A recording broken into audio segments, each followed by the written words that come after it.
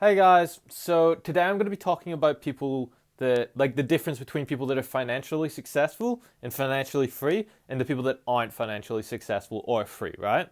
So basically there are a few different ways to earn money, okay? So you've either got a wage system or you've got a profit system. So a wage system is like a job where you're basically just selling your time directly for money, right?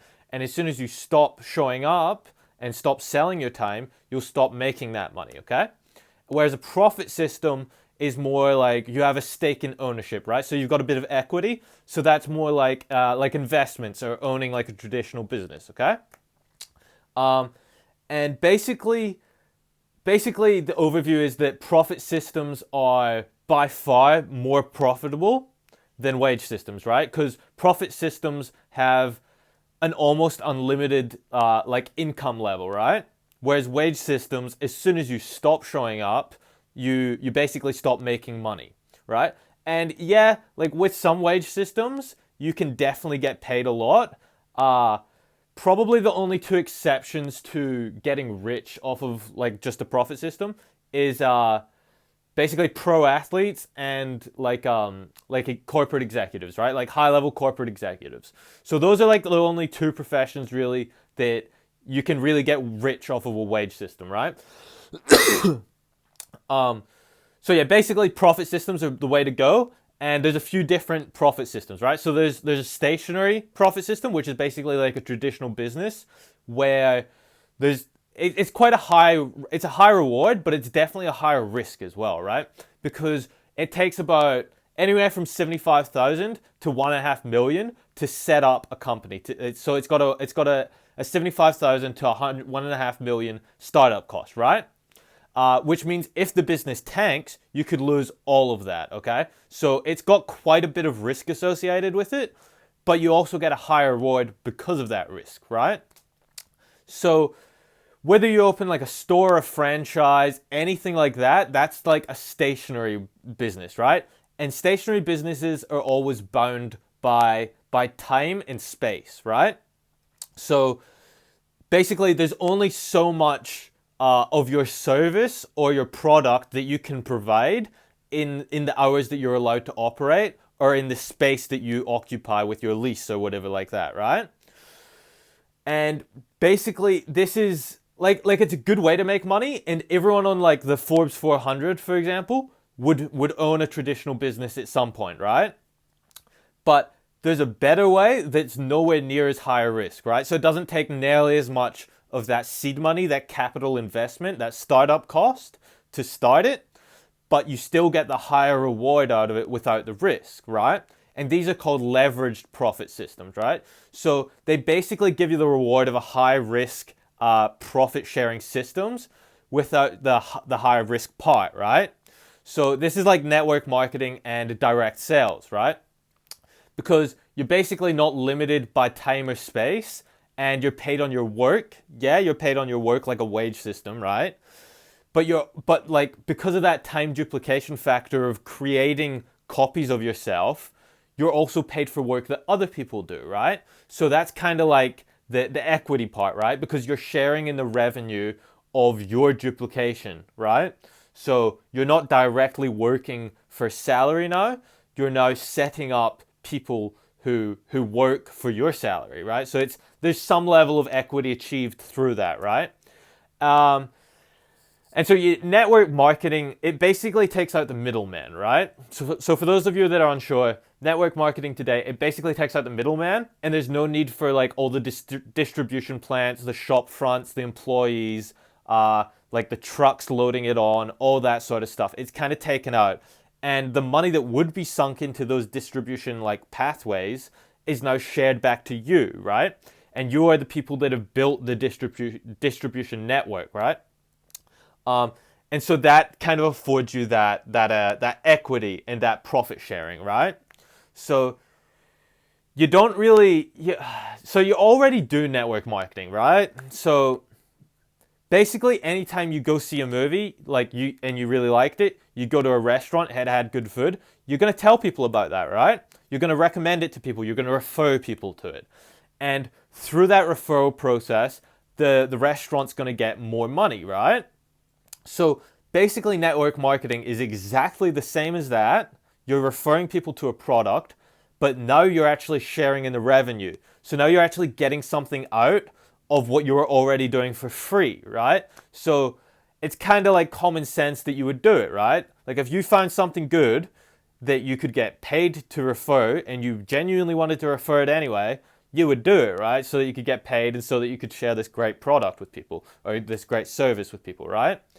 Um, so another great thing about network marketing is how small the startup cost is, right? So in comparison to like traditional stationary businesses, the startup cost it goes from about 75,000 to 1.5 million, and with network marketing it can be as little as like $25, right?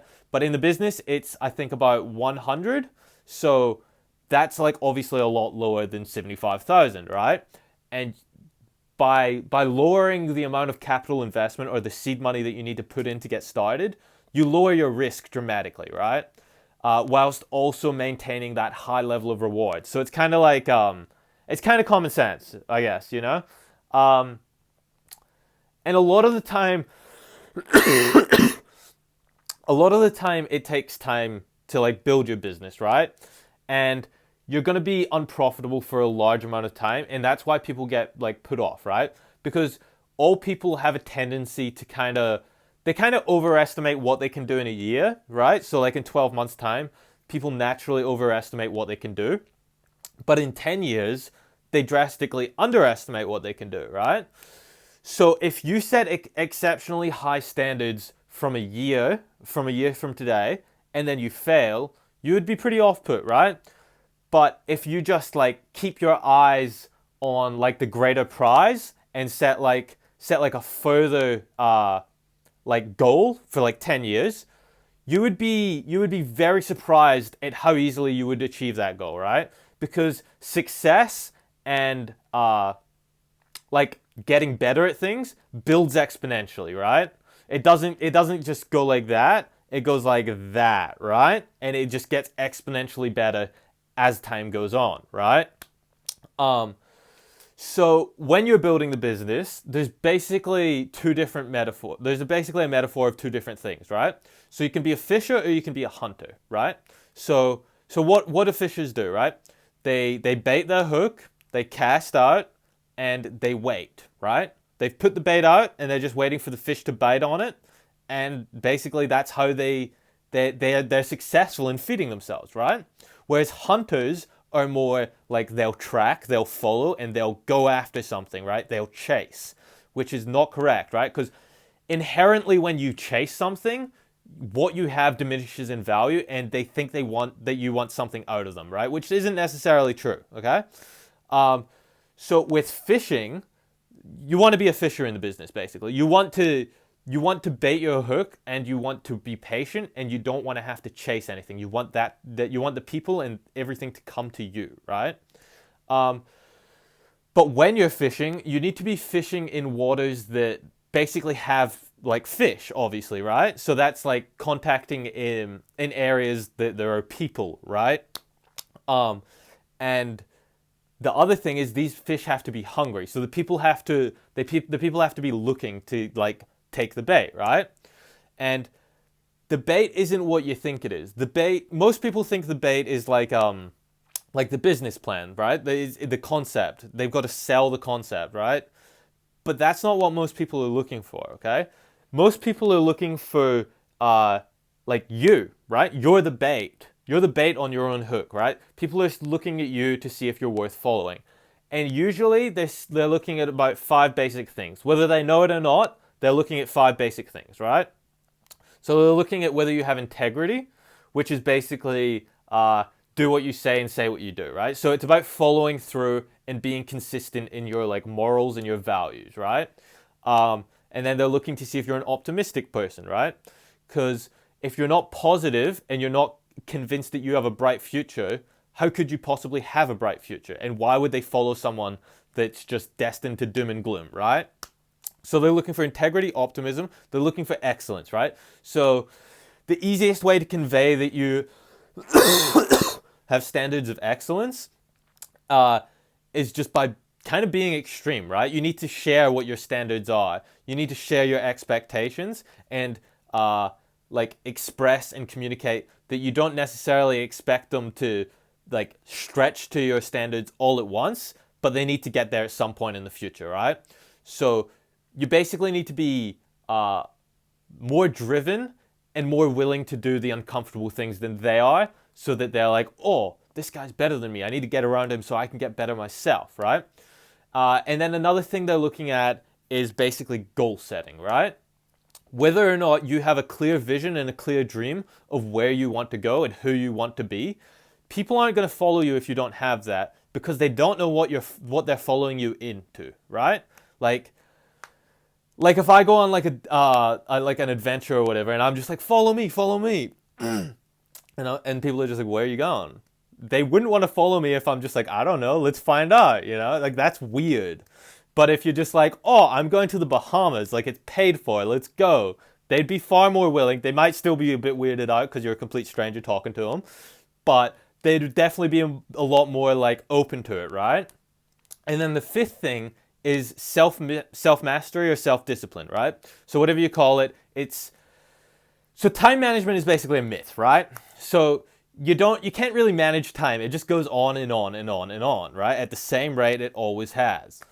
But when you're bad with time, it's not a time issue, it's a you issue, right? So it's about you mastering and managing yourself better. And if people don't see that in you, then they're not going to follow you, because they don't think they're going to be prioritized and that you're not going to prioritize the right things in order to achieve your goals, right?